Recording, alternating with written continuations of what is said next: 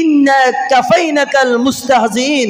ইয়া রাসূলুল্লাহ, ইয়া হাবিবাল্লাহ, আপনার শানে, আপনার মানে, আপনার ব্যাপারে কেউ যদি বাজে মন্তব্য করে, তার বিরুদ্ধে পৃথিবীর কেউ প্রতিবাদ করুক আর না করুক, আমি আল্লাহ নিজেই তার বিরুদ্ধে প্রতিবাদের জন্য যথেষ্ট। জোরে বলুন সুবহানাল্লাহ।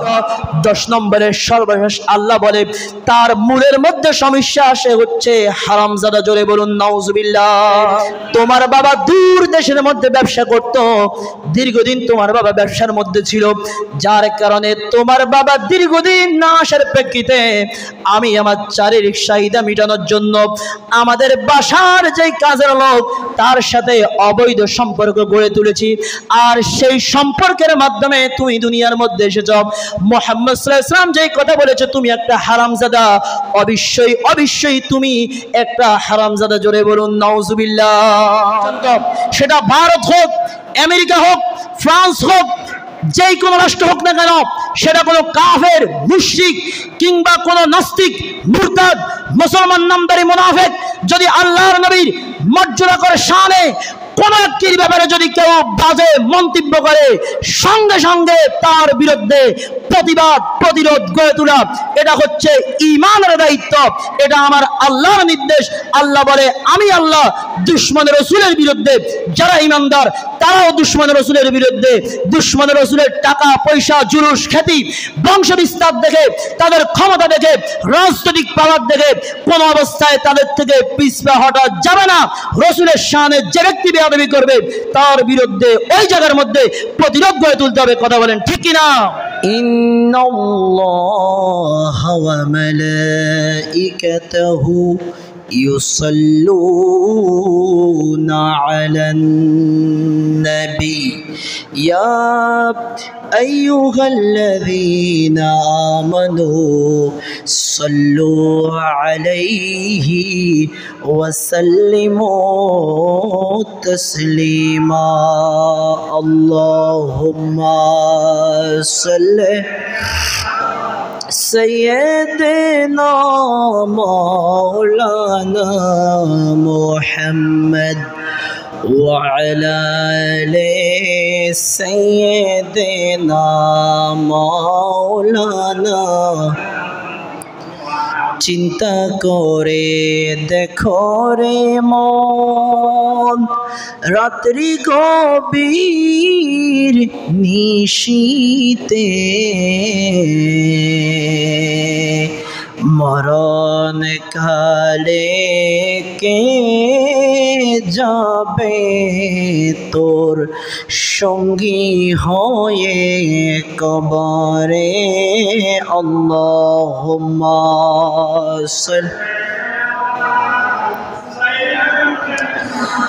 মৌলানা মুহাম্মদ ওয়া আলা আলি সাইয়্যিদিনা।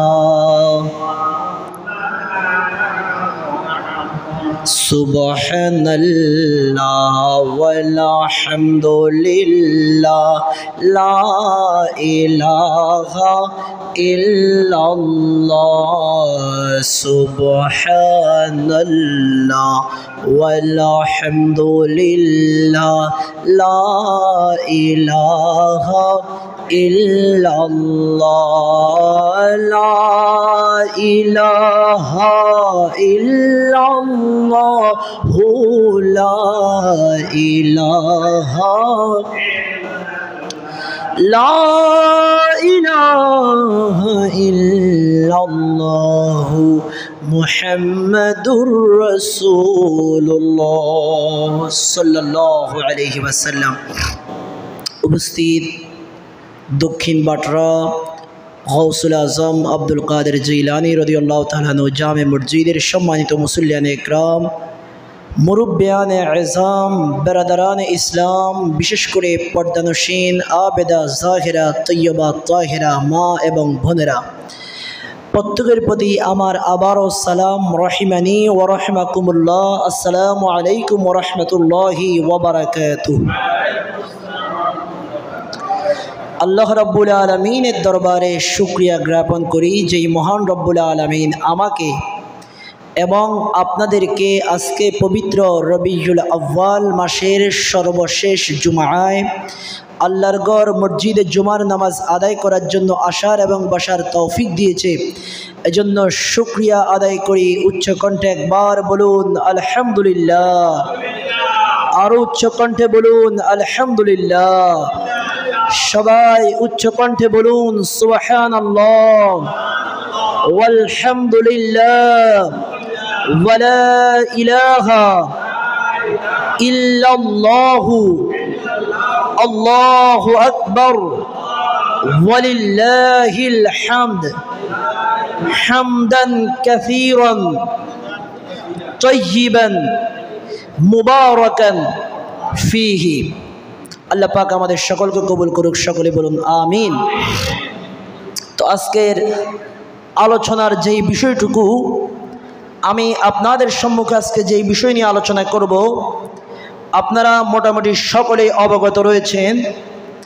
ভারতের মধ্যে হিন্দু পুরোহিত রামগিরি মহারাজ কীর্তক আল্লাহর প্যারে নবী রসুল আকরাম সাল্লাল্লাহু আলাইহি ওয়াসাল্লামের শানে জঘন্যতম কটূক্তি সে প্রকাশ করেছে এবং তার ওই প্রেক্ষিতে ভারতের আরেকজন বিজেপি নেতা নীতিশ নারায়ণ রান সেই কথার প্রতি সমর্থন জানিয়েছে। আপনারা জানেন যেই বিষয়টিকে কেন্দ্র করে গোটা বিশ্ব উতাল হয়ে গেছে, কথা বলেন ঠিক কিনা? কারণ আল্লাহ পাক নিজেই বলছেন কোরআনুল কারীমের মধ্যে 14 নম্বর পারা 15 নম্বর যেই সূরা হিজরের 95 নম্বর আয়াতের মধ্যে আল্লাহ বলেন ইন্না কাফাইনাকাল মুস্তাহজিন। ইয়া রাসূলুল্লাহ, ইয়া হাবিবাল্লাহ, আপনার শানে, আপনার মানে, আপনার ব্যাপারে কেউ যদি বাজে মন্তব্য করে তার বিরুদ্ধে পৃথিবীর কেউ প্রতিবাদ করুক আর না করুক, আমি আল্লাহ নিজেই তার বিরুদ্ধে প্রতিবাদের জন্য যথেষ্ট। জোরে বলুন সুবহানাল্লাহ। সেটা আল্লাহ পাক নিজেই বলছেন। আল্লাহ বলে কেউ করতে হবে নাকি না হবে সেটা তার ঈমানের ব্যাপার। কেউ তার বিরুদ্ধে প্রতিবাদ জানাবে, তার বিরুদ্ধে প্রতিরোধ গড়ে তুলবে, ঠিক আছে, নাকি না করবে সেটা হচ্ছে তার ব্যক্তিগত ব্যাপার। কিন্তু আমি আল্লাহ নিজেই বলে দিলাম, আমি আল্লাহ নিজেই ওই সমস্ত জালিমদের বিরুদ্ধে যথেষ্ট। জোরে বলুন সুবহানাল্লাহ। আপনারা লক্ষ্য করলে দেখতে পারবেন বিভিন্ন সময় অসময় প্রায় সময় এই পশ্চিমা বিশ্বের, এরপরে আপনার ইহুদি নাসারার যত রাষ্ট্র রয়েছে, যত দেশ রয়েছে, প্রায় দেশের মধ্যে দেখবেন একটি মাত্র সমস্যা, কিছুদিন পর পর তারা আল্লাহর প্রিয় নবী সাল্লাল্লাহু আলাইহি ওয়াসাল্লামের শানে বেয়াদবি করে। কথা বলেন ঠিক কিনা? নবীর শানে যদি কেউ বেয়াদবি করে সেটা কোনো মুসলমান যারা আমান নবীর কালিমা পড়েছে, আমান নবীর কালিমায় যারা বিশ্বাসী, আমান নবীকে যারা স্বীকার করে নিয়েছে, তারা কখনো সহ্য করতে পারবে না। তো মিলাদুন নবীর ওয়াজ অনেক শুনেছেন, বেঁচে থাকলে বহু শুনবেন। শুধুমাত্র ইশক, মোহাব্বত, প্রেম, ভালোবাসা, আদব, তাজিম, সম্মান এটা করলে হবে না। অবশ্যই আপনার তাজিম, ইশক, মোহাব্বত সবকিছু লাগবে, কিন্তু পাশাপাশি আমান নবীর দুশ্মনের বিরুদ্ধে প্রতিবাদ গড়ে তুলতে হবে, ঠিক কিনা? যদি দুশ্মনের বিরুদ্ধে প্রতিবাদ না গড়ে তুলতে পারেন তাহলে আপনার প্রেম ভালোবাসা কখনো পূর্ণাঙ্গ হবে না। এটাকে লৌকিকতা বলা হবে, লোক দেখানো ভালোবাসা বলা হবে। কথা বলেন ঠিক কিনা? এজন্য যেখানেই নবীর শানে বেয়াদবি হয় সেখানে প্রতিরোধ গড়ে তুলতে হবে, ঠিক কিনা? আল্লাহ রাব্বুল আলামিন কালামে পাকের 14 নম্বর পারার 15 নম্বর কোরআনুল কারীমের 15 নম্বর সূরা 14 নম্বর পারায় সূরা হিজরের 95 নম্বর আয়াতের মধ্যে আল্লাহ রাব্বুল আলামিন বলেন ইন্না কাফাইনাকাল মুস্তাহজিন। আল্লাহ রাব্বুল আলামিন বলে ইয়া রাসূলুল্লাহ, ইয়া হাবিবাল্লাহ, নবী গো, যে ব্যক্তি আপনার শানে, আপনার মানে যারা আঘাত করবে তাদের বিরুদ্ধে আমি আল্লাহ রাব্বুল আলামিন যথেষ্ট। জোরে বলুন সুবহানাল্লাহ। আমার নবীর শানে বর্তমান জামানার এই সমস্ত মালাউন বেঈমানরা বেয়াদবি করতেছে, বিষয়টা এরকম নয়। আমার নবী যখন দুনিয়ার মধ্যে জাহিরি হায়াতে ছিলেন তখনও অনেক কুলাঙ্গার, অনেক নাফরমান আমার নবীর শান ও আজমতের মধ্যে বেয়াদবি করেছে। আল্লাহ নবীর সময় 5 জন বড় বড় বেয়াদব ছিল, যাদেরকে কেন্দ্র করে এই আয়াতটা নাজিল হয়েছে, যাদের ব্যাপারে তাফসীরের মধ্যে রয়েছে। ওই 5 জন বেয়াদবের সর্বপ্রথম একজন বেয়াদবের নাম হচ্ছে ওয়ালিদ ইবনে মুগীরা, জোরে বলুন নাউজুবিল্লাহ। 2 নম্বর হচ্ছে আসওয়াদ ইবনে মুত্তালিব, 3 নম্বর হচ্ছে আসওয়াদ ইবনে আব্দে ইয়াউস, 4 নম্বর হচ্ছে হারিস ইবনে আইতাল, 5 নম্বর হচ্ছে আস ইবনে ওয়াইল সাহমি। এই 5টি বেয়াদব আল্লাহর নবীর সময়কালে, যখন আল্লাহর প্রিয় নবী জাহিরি হায়াতে জিন্দা ছিলেন জমিনের উপরে, তখন সবচাইতে বেশি আল্লাহর নবীর বিরুদ্ধে প্রপাগান্ডা করত, আল্লাহর নবীর শানের খেলাফ কথা বলতো এই 5 বেয়াদব। জোরে বলুন নাউজুবিল্লাহ। আল্লাহর প্রিয় নবী দো জাহানের বাদশা মুহাম্মদুর রাসূলুল্লাহ সাল্লাল্লাহু আলাইহি ওয়াসাল্লামের কাছে একদিন হযরতে জিবরাইল আলাইহিস সালাম আগমন করলেন। আল্লাহর নবীর কাছে যখন জিবরাইল আলাইহিস সালাম সাক্ষাৎ হয়ে গেল, আল্লাহর নবীর মন বেজার দেখতে পেলেন।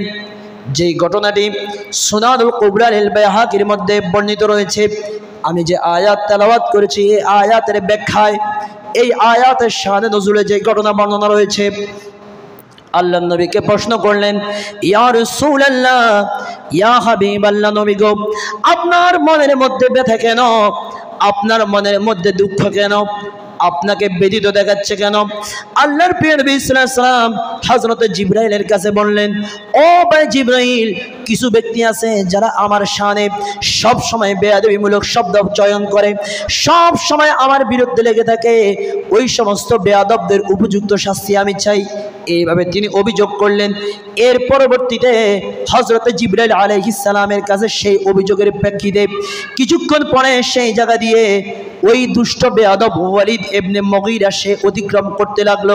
হযরত জিবরাইল আলাইহিস সালাম ওয়ালিদ ইবনে মুগীরার দিকে তার আঙ্গুলের দিকে ইশারা করে হযরত জিবরাইল বললেন, এই ওয়ালিদ ইবনে মুগীরার জন্য আল্লাহর পক্ষ থেকে আমি জিবরাইলই যথেষ্ট। জোরে বলুন সুবহানাল্লাহ। এর কিছুক্ষণ পরে দেখতে পেলেন ওই জায়গা দিয়ে আসওয়াদ ইবনে মুত্তালিব সে যাচ্ছে। হযরতে জিবরাইল আলাইহিস সালাম ওই আসওয়াদ ইবনে মুত্তালিবের চোখের দিকে ইশারা দিলেন এবং বললেন, এই আসওয়াদ ইবনে মুত্তালিবের চোখের জন্য আল্লাহর পক্ষ থেকে আমি জিবরাইল যথেষ্ট। জোরে বলুন সুবহানাল্লাহ। এর কিছুক্ষণ পরে ওই জায়গা দিয়ে আসওয়াদ ইবনে আব্দে ইয়াউস সে অতিক্রম করতে লাগলো আল্লাহর নবীর দরবারের পাশ দিয়ে। হযরতে জিবরাইল আলাইহিস সালাম তার মাথার দিকে ইশারা করে বললেন, এই জালিম আসওয়াদ ইবনে আব্দে ইয়াউসের জন্য আল্লাহর পক্ষ থেকে আমি জিবরাইলই যথেষ্ট। জোরে বলুন সুবহানাল্লাহ। এর পরবর্তীতে দেখা গেল আল্লাহর নবীর দরবারের পাশ দিয়ে হারিস ইবনে আইতালকে সে আল্লাহর নবীর পাশ দিয়ে অতিক্রম করতেছে। হযরতে জিবরাইল আলাইহিস সালাম তার পেটের দিকে ইশারা করে বললেন, আমি এই জালেমের জন্য আল্লাহর পক্ষ থেকে আমি জিবরাইলই যথেষ্ট। জোরে বলুন সুবহানাল্লাহ। সর্বশেষ দেখলো আস ইবনে ওয়াইল সাহমিকে জিবরাইল আলাইহিস সালাম তার পায়ের দিকে ইশারা করলেন। পায়ের দিকে ইশারা করে হযরতে জিবরাইল বলেন, এই জালেমের জন্য আল্লাহর পক্ষ থেকে আমি জিবরাইল যথেষ্ট। জোরে বলুন সুবহানাল্লাহ। এর কিছুদিনের মধ্যে একদিন এই জালিম ওয়ালিদ ইবনে মুগীরা একটি রাস্তা দিয়ে অতিক্রম করতেছেন। ওই রাস্তার মধ্যে একজন ব্যক্তি তীর এবং ধনুক ঠিক করতেছিল। হঠাৎ করে ওই ব্যক্তির হাত থেকে একটা তীর ছুটে গিয়ে ধনুক ছুটে গিয়ে ওই জালিম ওয়ালিদ ইবনে মুগীরার আঙ্গুলের মধ্যে লাগলো। এতে তার আঙ্গুল এমনভাবে জখম হয়ে গেল, পুরা আঙ্গুলটা আলাদা হয়ে গেল এবং এই ব্যথা এই যন্ত্রণা ধীরে ধীরে প্রকট হতে থাকলো। যত চিকিৎসাই করলো কোনো সুফল পেল না। কিছুদিনের মধ্যে আল্লাহর নবীর শানে বেয়াদবির কারণে ওই ওয়ালিদ ইবনে মুগীরা ওই অবস্থায় ধ্বংস হয়ে গেল। জোরে বলুন নাউজুবিল্লাহ। এর পরবর্তীতে আসওয়াদ ইবনে মুত্তালিব একদিন তার ছেলেদেরকে নিয়ে একটি গাছের নিচে বিশ্রাম করতেছে। হঠাৎ করে সে চিৎকার করে বলল, বাবারা তোমরা আমাকে বাঁচাও, আমার চোখগুলি শেষ করে দিচ্ছে একজন। তার ছেলেরা বলে, আব্বা আমরা তো কাউকে এই জায়গার মধ্যে দেখছি না, আপনার চোখ কে নষ্ট করে দিচ্ছে? ওই আসওয়াদ ইবনে মুতাল্লিব সে বলে, বাবারে আমি মরে যাব যদি আমাকে না বাঁচাতে পারো। আমার চোখের মধ্যে বারবার করে আঘাত করতেছে। এইভাবে সে বারবার করে বলতেছে, আর তার ছেলেরা বলতেছে, বাবা এখানে তো আমরা কাউকে দেখতেছি না। বারবার করে তারা এই কথা বলে, তার বাবা এই কথা বলে। কিছুক্ষণ পরে তার চোখ দুটি দেখা গেল অন্ধ হয়ে গেল, এবং এই অন্ধ চোখ এমন যন্ত্রণা তাকে দিল, এমন পীড়া তাকে দিল, কিছুদিনের মধ্যে আল্লাহর নবীর শানে বেয়াদবির কারণে সেও দুনিয়ার থেকে চির জাহান্নামে চলে গেল। জোরে বলুন নাউজুবিল্লাহ। শুধু তাই নয়, এরপরে আসওয়াদ ইবনে আব্দে ইয়াউসের মাথায় হঠাৎ করে একদিন সে ফলো করলো মাথার মধ্যে বড় বড় ফোঁড়া। ওই যে জিবরাইল তার মাথার দিকে ইশারা করেছে, মাথার মধ্যে দেখলো বড় বড় ফোঁড়া উঠতেছে এবং বিষদায়ক ফোঁড়া, এবং উঠতে উঠতে তার পুরো মাথা জখম হয়ে গেল। এইভাবে তার মাথার মধ্যে পোকামাকড় পর্যন্ত আক্রান্ত করা শুরু করলো। একদিন আল্লাহ রাব্বুল আলামিনের নির্দেশে ওই জালেম এই কষ্ট ভোগ করতে করতে দুনিয়ার থেকে চির জাহান্নামের মধ্যে চলে গেল। জোরে বলুন নাউজুবিল্লাহ। এর পরবর্তীতে 4 নম্বর যে হারিস ইবনে আইতাল, তার পেটের দিকে যে হযরত জিবরাইল আলাইহিস সালাম ইশারা করলো, এই হারিস ইবনে আইতালের পেটের মধ্যে হঠাৎ করে হলুদ রঙের পানি জমা হতে শুরু করলো। তার বাথরুম বন্ধ হয়ে গেল, তার পেটের মধ্যে সব কিছু আস্তে আস্তে জমা হতে লাগলো এবং তার পেট আস্তে আস্তে ফুলে উঠতে লাগলো।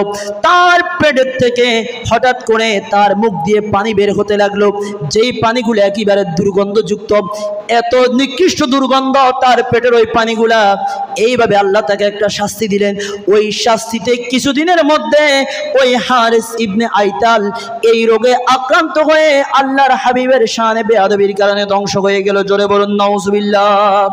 এবং সর্বশেষ বাকি রইল আস ইবনে ওয়াইল। সে একদিন গাদায় করে তায়েফে যাচ্ছিল। তায়েফের দিকে যখন গাদার পিঠে করে যাচ্ছে, হঠাৎ তার গাদা একটা কাঁটা তারের জোফের মধ্যে কেটে গেল এবং তার গায়ের মধ্যে ওই কাঁটা তারগুলা ভালোভাবে কেটে গেল। ওই আস ইবনে ওয়াইলের গায়ের মধ্যে তার গাদাটি যখন ওই তার কাটার মধ্যে পড়ে গেল, ওই তার কাটাগুলো ভালোভাবে তার গায়ের মধ্যে গেঁথে গেল এবং তার পুরো শরীর ক্ষতবিক্ষত হয়ে গেল। এইভাবে কিছুদিনের মধ্যে এই জালেম আল্লাহর নবীর শানে বেয়াদবি করার কারণে এইভাবে এই জালেম একদিন ধ্বংস হয়ে গেল। জোরে বলুন নাউজুবিল্লাহ। এই জন্য যারা আল্লাহর নবীর মর্যাদা করে শানে বেয়াদবি করবে তাদের জন্য ধ্বংস অনিবার্য। কথা বলেন ঠিক কিনা? এর পরবর্তীতে আল্লাহ রাব্বুল আলামিন কুরআনুল কারীমের আরেকটি আয়াতের মধ্যে বলেন, যেই আয়াতখানা সূরা কালামের মধ্যে রয়েছে 13 নম্বর আয়াত, 29 নম্বর পারা সূরা কালাম 13 নম্বর আয়াত। আল্লাহ রাব্বুল আলামিন বলেন, রুতুল্লিম বাদা যালিকা জানিম। আল্লাহ রাব্বুল আলামিন বলে, যারা আমার নবীর শানে বেয়াদবি করবে, আল্লাহ ওই ওয়ালিদ ইবনে মুগীরা যার নাম প্রথমে বললাম, সে আল্লাহর প্রিয় হাবিবের শানে বেয়াদবি করেছে। আল্লাহ সঙ্গে সঙ্গে কালামে পাকের মধ্যে আয়াত নাজিল করে দিল, এই ওয়ালিদ ইবনে মুগীরা হচ্ছে একটি হারামজাদা। জোরে বলুন নাউজুবিল্লাহ। আল্লাহর প্রিয় নবী সাল্লাল্লাহু আলাইহি ওয়াসাল্লামকে এই ওয়ালিদ ইবনে মুগীরা একদিন পাগল বলেছিল। আল্লাহ পাকের বরদাস্ত হয় নাই। সঙ্গে সঙ্গে আল্লাহ সূরা কালামের 9 নম্বর থেকে 13 নম্বর পর্যন্ত আয়াত নাজিল করে আল্লাহ পাক তাকে, সে রাসূলকে গালি দিয়েছে একটা, আল্লাহ কোরআনের মধ্যে তাকে গালি দিয়েছে 10টা। জোরে বলুন সুবহানাল্লাহ। 1 নম্বরে আল্লাহ বলে, ইয়া রাসূলুল্লাহ আপনি কোনো অবস্থায় মন খারাপ করবেন না। 1 নম্বরে সে হচ্ছে সবচেয়ে বড় বড় শপথকারী, মানে সবচেয়ে বড় মিথ্যুক, বারবার করেছে শপথকারে। 2 নম্বরে আল্লাহ বলে দুনিয়া আখিরাতের মধ্যে সে লাঞ্ছিত। 3 নম্বরে আল্লাহ বলে সে হচ্ছে নিন্দুক। 4 নম্বরে আল্লাহ তাকে বলে সে হচ্ছে একটি হাসাদকারী, একজনের কথা অপরজনের কাছে গিয়ে লাগিয়ে দেয়, অপরজনের কথা অপরজনের কাছে লাগিয়ে দেয়, এইভাবে সমাজের মধ্যে ফিতনা সৃষ্টি করে। 5 নম্বরে আল্লাহ বলে সে হচ্ছে বাধা প্রদানকারী, সৎ কাজে কাজের মধ্যে কোন সৎ কাজ তার দ্বারা সংগঠিত হওয়া তো দূরের কথা, সব সময় সৎ কাজের মধ্যে সে বাধা প্রদান করে। 7 নম্বরে আল্লাহ 6 নম্বরে আল্লাহ রাব্বুল আলামিন বলে সে হচ্ছে সীমা লঙ্ঘনকারী, সব কাজের মধ্যে সে সীমা লঙ্ঘন করে, বাড়াবাড়ি করে। 7 নম্বরে আল্লাহ বলে সে হচ্ছে পাপিষ্ঠ। 8 নম্বরে আল্লাহ বলে সে হচ্ছে বদমেজাজ। 9 নম্বরে আল্লাহ বলে সে হচ্ছে অতিরঞ্জিত। 10 নম্বরে সর্বশেষ আল্লাহ বলে তার মূলের মধ্যে সমস্যা, সে হচ্ছে হারামজাদা। জোরে বলুন নাউজুবিল্লাহ। ওয়ালিদ ইবনে মুগীরা যখন আল্লাহর নবীর মুখে এই কথা শুনলেন, সবগুলা সে মিলিয়ে দেখলো না, আমার সাথে তো সবগুলা ঠিক আছে, আল্লাহ যা যা বলেছে আমি তো আসলে সবকিছু, আমি তো আসলে পাপিষ্ঠ বদমেজাজ সবকিছু আমার মধ্যে আছে, কিন্তু আমি কি হারামজাদা না হালাল জাদা এটা তো আমি জানি না, এটা জানে তো আমার মা। তার সঙ্গী সাথীদেরকে এই ওয়ালিদ ইবনে মুগীরা জিজ্ঞাসা করলো, ও আমার সঙ্গী সাথীরা, তোমরা কি শুনেছ মুহাম্মদ সাল্লাল্লাহু আলাইহি ওয়াসাল্লাম যেই কথা বলেছে, এই কথার ব্যাপারে তোমাদের ধারণা কি? ওই সঙ্গী সাথীরা বলে মুহাম্মদ সাল্লাল্লাহু আলাইহি ওয়াসাল্লাম তো এমন একজন রাসূল যিনি তার জীবন দশায় একবারের জন্য মিথ্যা কথা বলে নাই। জোরে বলুন সুবহানাল্লাহ। বলে আমার নবী যেহেতু বলেছে অবশ্যই এটা সত্যি হবে, তুমি তোমার মায়ের কাছে গিয়ে খবর নাও। জোরে বলুন না সুবহানাল্লাহ। ওই জালেম তখন তার মায়ের কাছে এক দৌড়ে চলে গেল। আমি সংক্ষেপে বলছি, তার মায়ের কাছে যখন ওই জালিম গিয়ে পৌঁছে গেল, তার মাকে প্রশ্ন করলো, ও মা, আজকে একটি সওয়াল আমি আপনাকে করব, তাড়াতাড়ি আপনি আমাকে সঠিক উত্তর দিবেন, না হলে কিন্তু আজকে আপনার খবর করে ফেলবো। বলে বাবারে কি জানতে চাচ্ছ, কি তোমার জানার প্রয়োজন একটু আমাকে বলো। তার মাকে সে বলল, এই ওয়ালিদ ইবনে মুগীরা বলল, আজকে আমাদের মুহাম্মদ, তারা তো শুধু মুহাম্মদ বলতো, কিন্তু আদবের সাথে আমরা যখন মুহাম্মদ বলবো, তারা যদিও শুধু মুহাম্মদ বলেছে, সমস্ত উম্মতে মুহাম্মাদি আমার নবীর নামের পরে সাল্লাল্লাহু আলাইহি সাল্লাম পড়তে হবে। জোরে বলুন সুবহানাল্লাহ। অনেকে আছে এটা অনেকের খেয়াল থাকে না, অনেক বক্তা ওয়াজের সময় ওয়াজ করে বলে আবু লাহাব বলছে হে মুহাম্মদ, ওই আবু জাহেল বলছে হে মুহাম্মদ, কিন্তু হে মুহাম্মদ বললো তারা তাদের ভাষায় বলেছে, আমরা আবার সেখানে এটা সংশোধন করে দিতে হবে সাল্লাল্লাহু আলাইহি সাল্লাম, এটা অবশ্যই বলতে হবে, না হলে নবীজির শানের খেলাফ হবে। কথা বলেন ঠিক কিনা? তো যা হোক, ওই বেয়াদব বলল আজকে মুহাম্মদ সাল্লাল্লাহু আলাইহি সাল্লাম বলেছে আমি নাকি হারামজাদা, আমি নাকি অবৈধ সন্তান। ও মা, আপনি সত্যি করে বলেন তাহলে আমার বাবাকে, আমার বাবার পরিচয়টা কি? ওই মহিলা কেঁদে কেঁদে বলে, বাবারে তোমার বাবা দূর দেশের মধ্যে ব্যবসা করত, দীর্ঘদিন তোমার বাবা ব্যবসার মধ্যে ছিল, যার কারণে তোমার বাবা দীর্ঘদিন না আসার প্রেক্ষিতে আমি আমার শারীরিক চাহিদা মেটানোর জন্য আমাদের বাসার যে কাজের লোক তার সাথে অবৈধ সম্পর্ক গড়ে তুলেছি, আর সেই সম্পর্কের মাধ্যমে তুমি দুনিয়ার মধ্যে এসেছ। মুহাম্মদ সাল্লাল্লাহু আলাইহি ওয়াসাল্লাম যেই কথা বলেছে তুমি একটা হারামজাদা, অবশ্যই অবশ্যই তুমি একটা হারামজাদা। জোরে বলুন নাউজুবিল্লাহ। আল্লাহ বলেছে নবীর শানে যারা বেয়াদবি করে এরা কি যারা? হারামজাদা।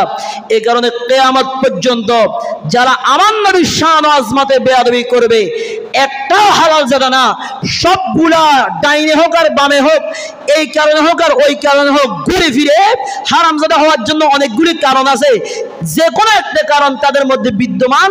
যারা নবীর শানে কথায় কাজে লেখনীতে বক্তব্যে যারা পরিমাণ বেয়াদবি করে, সবগুলা হচ্ছে ওয়ালিদ ইবনে মুগীরার উত্তরসূরি, সবগুলা হারামজাদা। জোরে বলুন নাউজুবিল্লাহ। নবীর শানে যদি বেয়াদবি করে তাদেরকে কি ছাড় দেওয়ার কোনো সুযোগ আছে?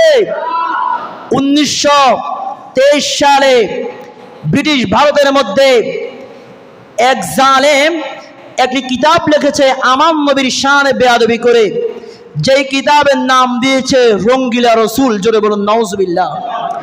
সেই কিতাবের মধ্যে আল্লাহর নবীর শানে যথেষ্ট পরিমাণ বেয়াদবির উপরে বেয়াদবি সে করেছে। ওই তৎকালীন ভারতের মধ্যে একজন টকবগ যুবক হযরতে ইলমুদ্দিন রাহমাতুল্লাহি আলাইহি, তার বয়স ছিল ওই সময়ে মাত্র 19 বছর। জোরে বলুন সুবহানাল্লাহ।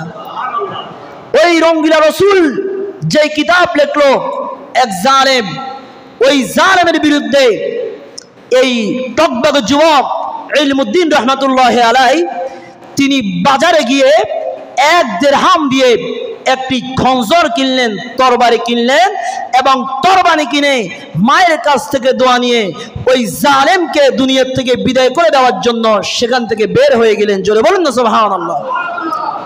এবং পরবর্তীতে যেতে যেতে ওই রঙ্গিলা রসুল কিতাবের যে লেখক ওই বেয়াদব ওই দুশ্মন রসুলের ঘরের সামনে গিয়ে তাকে ডাক দিল। সে যখন বের হয়ে আসলো, জামার আস্তিন থেকে এইভাবে তরবারিটা বের করে সঙ্গে সঙ্গে তার গর্দানের মধ্যে আঘাত করলো, তার মাথা আলাদা হয়ে গেল। সে সেখানের মধ্যেই ইন্তেকাল করে চিরস্থায়ী জাহান্নামের বাসিন্দা হয়ে গেল। জোরে বলুন নাউজুবিল্লাহ। এর পরবর্তীতে ব্রিটিশ ভারতের মধ্যে পুরো একটি হইচই সৃষ্টি হয়ে গেল যে আমাদের একজন পুরোহিত, তাকে হত্যা করেছে একটি মুসলিম ছেলে, নাম ইলমুদ্দিন, বয়স তেমন বেশি নয়। এটা কেমনে সম্ভব? প্রতিহত করতে হবে তাকে। প্রতিহত করার জন্য যখন তাকে প্রশাসনের মাধ্যমে গ্রেপ্তার করিয়ে কোর্টে উঠালো, ওই সময় কিছু আইনজীবী তার পক্ষ নিল। তারা ইলমুদ্দিনকে গিয়ে বলল, ও ইলমুদ্দিন, তোমাকে আমরা বলছি আগামীকালকে যখন কোর্টে তোমাকে উঠানো হবে, তখন তোমাকে যখন প্রশ্ন করবে তুমি কেন হত্যা করেছ, তুমি মহামান্য আদালতকে বলবে যে মহামান্য আদালত, আমি আসলে বয়স কম, ইয়াং মানুষ, আমার শরীরের রক্ত বেশি গরম, এ কারণে আমি না বুঝে আবেগের বশবর্তী হয়ে তাকে হত্যা করে ফেলেছি। আমি আপনার কাছে ক্ষমা চাচ্ছি, আপনি আমাকে ক্ষমা করে দেন, তাহলে আমরা তোমার মাফ করানোর জন্য, জামিনের জন্য যা ব্যবস্থা করতে হয় সব আমরা করবো। জোরে বলুন সুবহানাল্লাহ। কিন্তু ওই যুবক বলে, না, এটা তো বলা যাবে না। বারবার করে তারা বলল, কিন্তু ওই যুবক বলল না। পরে তারা চিন্তা করলো হয়তো রাতে রাতে সে সিদ্ধান্ত নিবে যে আগামীকালকে আমার যাতে ফাঁসি না হয় আমি এই কথা বলবো। কারণ মৃত্যুর আগে মানুষের মৃত্যুর থেকে বাঁচার জন্য অনেক কিছুই করে, কথা বলেন ঠিক কিনা? কত মিথ্যা সাক্ষী, অনেককে যদি বলে অনেক বড় ইমানদার, মৃত্যুর আগে যদি বলে কোরআন শরীফ নিয়ে মিথ্যা সাক্ষী দিতে, অনেকে মৃত্যু থেকে বাঁচার জন্য কোরআন শরীফ হাতে নিয়েও মিথ্যা কথা বলবে, এরকম অনেকেও আছে না? কিন্তু দেখেন তার ঈমান কিরকম। রাতের মধ্যে সে আর কোনো সিদ্ধান্তের পরিবর্তন করলো না। পরের দিন যখন জজ কোর্টের মধ্যে জজ তাকে জিজ্ঞেস করলো, হে ইলমুদ্দিন, তুমি এই লোককে কেন হত্যা করেছ, তার গর্দান কেন তুমি আলাদা করে দিয়েছ, এটা তুমি কেন করেছ? বলে, আমি এটা করেছি একমাত্র ইশকে রসুলের কারণে, হুব্বে মুস্তাফার কারণে, আমার রসুলের পাকের প্রেম এবং ভালোবাসার কারণে। এই জালিম আমার রসুলের শানে বেয়াদবি করেছে, তাকে প্রতিহত করার জন্য আমি দুশমন রসুলের শাস্তি দুনিয়াতে থাকতেই নিশ্চিত করে তাকে জাহান্নামে পাঠিয়ে দিয়েছি, এবং আমি এটা স্বজ্ঞানে স্বইচ্ছায় জেনে শুনে করেছি। জোরে বলুন সুবহানাল্লাহ। সেখানের মধ্যে তার ফাঁসির অর্ডার হয়ে গেল। তাকে তার আইনজীবীরা প্রশ্ন করলো, তোমাকে আমরা শিখিয়ে দিলাম, আমরা তোমাকে মৃত্যুর হাত থেকে বাঁচাবো, তুমি আমাদের মতো করে কথাটা বললে তোমাকে আমরা বাঁচিয়ে দিতে পারতাম, তুমি কেন আমাদের মতো কথা না বলে তুমি নিজের মতো করে কথা বললো, আজকে তো তোমার ফাঁসি হয়ে যাবে। ওই ইলমুদ্দিন বলে, আপনাদের কথা মতো আমি কিভাবে কথা বলবো? গতকাল যখন আমি ঘুমের ঘরে স্বপ্ন যুগে আমি দেখলাম আমার প্যারা নবী কামলিওয়ালা সরকার মদিনা হুজুর আকরাম সাল্লাল্লাহু আলাইহি সাল্লাম আমার সামনে এসে হাজির হয়ে গেল, এবং আমাকে রাসূল করিম সাল্লাল্লাহু আলাইহি সাল্লাম বলছে, ও ইলমুদ্দিন, আগামীকালকে তুমি আমার দিদারে চলে আসবে, আমি তোমাকে রিসিভ করার জন্য অপেক্ষা আছি। চিৎকার করে বলুন সুবহানাল্লাহ। এজন্য যারা নবীর দিওয়ানা হয়ে থাকে, যারা নবীর আশিক হয়ে থাকে, তাদেরকে রাসূলের পাক ওইভাবেই গ্রহণ করে। জোরে বলুন সুবহানাল্লাহ। এটাই হচ্ছে নবী প্রেমের উজ্জ্বল দৃষ্টান্ত। সেটা ভারত হোক, আমেরিকা হোক, ফ্রান্স হোক, যেই কোনো রাষ্ট্র হোক না কেন, সেটা কোনো কাফের, মুশরিক কিংবা কোনো নাস্তিক, মুরতাদ, মুসলমান নামদারি মুনাফিক যদি আল্লাহর নবীর মর্যাদা করে শানে কোন একটির ব্যাপারে যদি কেউ বাজে মন্তব্য করে, সঙ্গে সঙ্গে তার বিরুদ্ধে প্রতিবাদ, প্রতিরোধ গড়ে তোলা, এটা হচ্ছে ঈমানের দায়িত্ব, এটা আমার আল্লাহর নির্দেশ।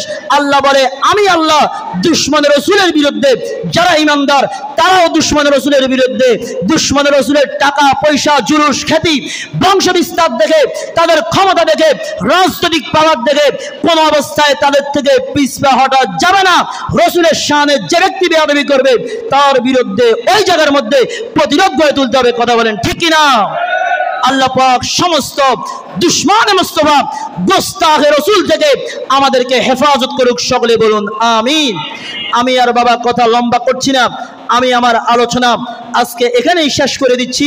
যারা পরে আসছেন কেলওয়াজমা সুন্নত 4 রাকাত পড়ে নেন এবং নামাজের পর জুমার নামাজের পরপর সুন্নত পড়বেন। সুন্নত পড়ে আমরা সবাই একটি ছোট একটি র্যালি করব। এই ভারতের এই জালেমের বিরুদ্ধে আমাদের অবস্থান থেকে আমরা আজকে একটি র্যালি করব। এখান থেকে আমরা ভাট্টা বাজার যাব, সেখান থেকে আবার ঘুরে এখানে এসে আমরা শেষ করে দিব।